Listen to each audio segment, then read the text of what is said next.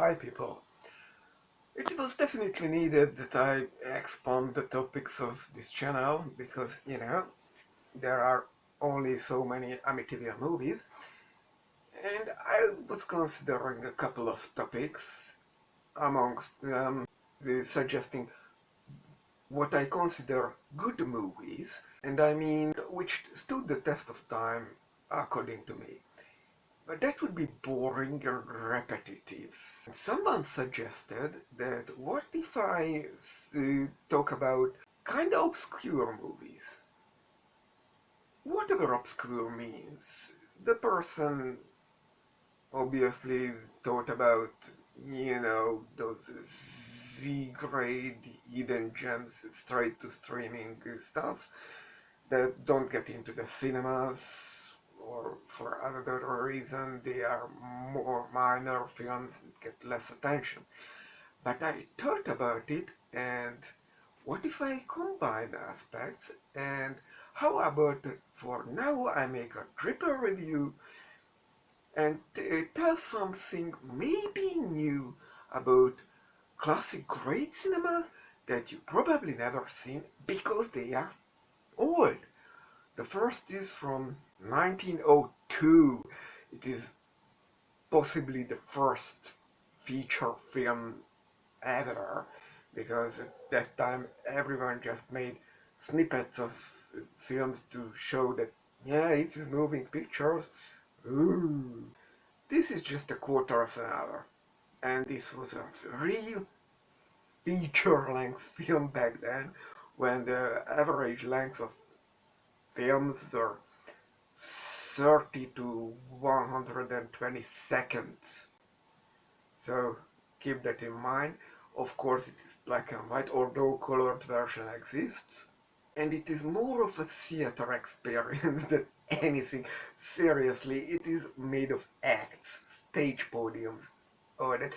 And it is a blockbuster big feature film with special effects extravaganza. Genius in its own way. It starts with scientists discussing if it is at all possible to reach the moon in spacecraft, and that time they were thinking shooting cannonballs into the moon like Jules Verne's novel, and that is the method they are using, although it looks more like a bullet, so it's kind of a rocket, so getting closer. So they climb into this rocket eventually, and they hit the moon, and it's a full psychedelic scene with stellar objects discussing this whole, creation is created, and all that happens, but it's very secular. It's not that, and on the moon there came the moon devils. It is pretty much hell, and they are captured and chased and just jumping off, and oh, the action-packed, absolutely good. Fast and the Furious in 15 minutes, and it's a war movie with absolutely garbage theater experience, effects, and it works. Absolutely loved it. Just, of course it is slow, so the 15 minutes feels like 60 sometimes, but yeah, and one of the demon devil moon beings fall into the earth, and the crowd lynch it. Humanity wins and rules over all creation. Just give that 15 minutes for the adorable. Now the other two are horror movies. When I looked at it, the IMDb, it was only the second or third most watched genre by me. I was surprised, but I love horror because it is the most trustable genre that you will get something for your time. So, what about Bela Lugosi's Dracula from 1930 and Nosferatu, the German expressionist movie, blah blah blah blah blah, from 1920. So remember that Nosferatu came first, although the whole story was written by Bram Stoker in way before in the 1900s, whatever. That's not the point.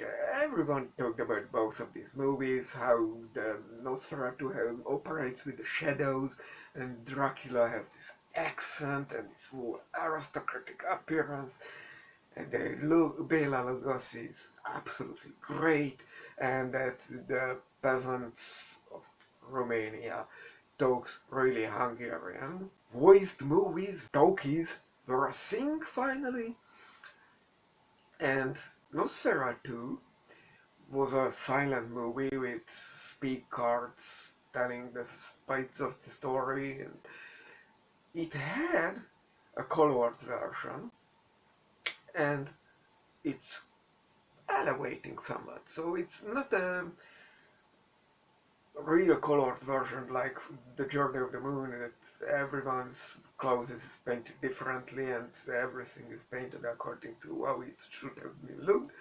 But it gets a filter for scenes like it's close to morning, then it gets a yellow filter, it's night, it gets a blue filter, or it's the ocean, it gets a green filter, and that kind of stuff.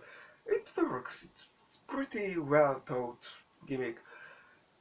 Now, there was a remake in 1979 and it was horrible. I don't want you to watch that, but if you are a film student, watch it and compare it to the 1920 version. It's atrocious, the 70s version. I don't know what will be this 2024 release. Maybe it gets something right. Anyway, you know the copyright issues between descendants of Bram Stoker and Dracula, the 1930 Dracula movie and the 1922 Nosferatu. It's a whole tale in itself, but maybe I can add something new to the discussion. You will be the judge of it. So, what's the difference between Dracula and Nosferatu? Sure, everyone said it, that's basically the same story with the same characters. Nosferatu just renamed everyone to avoid the copyright laws. Unsuccessfully, but fortunately it got preserved because it's a worthy film. Even today, so keep that in mind. The present has to compete with the past, and we should not let the past fade into oblivion. So, what happens in Lugosi's Dracula? You know, because for the Spanish-speaking audience, there was a Spanish-speaking version of the film rolled at the same time. Again, you probably know about this. Dracula is an aristocrat. He goes to parties, he's fancy, maybe a bit flamboyant, he's into the women a lot, and there is maybe just a pinch of a homosexual undertones with all his male servants and their attractions and surroundings. You know, there is this interpretation that Dracula is maybe, you know, not straight out heterosexual icon, and at least bisexual because the vampire is biting everyone, not just the women. Even though Dracula in some of the movies and in the book, the novel, had 3 wives. Oh yeah, that is Dracula in a nutshell. And I absolutely love the ending of the novel. That's way better than anything that can be done on screen.